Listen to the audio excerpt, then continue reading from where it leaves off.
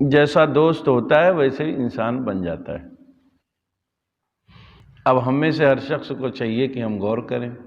کہ ہمارے دوست کیسے لوگ ہیں، اچھے ہیں، نیک ہیں، صالح ہیں، یا پھر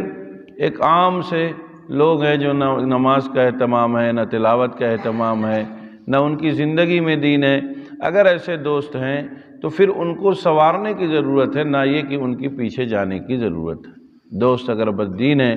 تو دوستی کا حق یہ ہے کہ اسے دیندار بنایا جائے، نہ یہ کہ دوست کے پیچھے چلا جائے، نہ یہ کہ دوست کی باتوں کو مان لیا جائے۔ دوست کہہ رہا ہے کہ چلو ناچ گانے کی مجلس میں چلتے ہیں تو آپ بتائیے کہ دیکھو شریعت منع کرتی ہے، ناچ گانوں کی مجلسوں سے دور رہنے کے لیے کہتی ہے۔ دوست کہے کہ چلو فلاں جگہ چلتے ہیں، وہاں کچھ دیر گپ شپ کریں گے، آپ بتائیے کہ نماز کا وقت ہو رہا ہے، تلاوت کا وقت ہو رہا ہے، اس وقت میں آپ سے دوستی نہیں نبھا سکتا، اس لیے کہ مالک حقیقی کا حکم ہو گیا، اس کی طرف سے بلاوا آ گیا ہے، اس لیے میں معذرت چاہتا ہوں۔ اب اگر آپ اچھے لوگوں کے درمیان میں رہیں گے تو اچھائیاں زندگی کا حصہ بن جائے گی، غلط لوگوں کے درمیان میں رہیں گے تو غلط چیزیں زندگی کا حصہ بن جائیں گی۔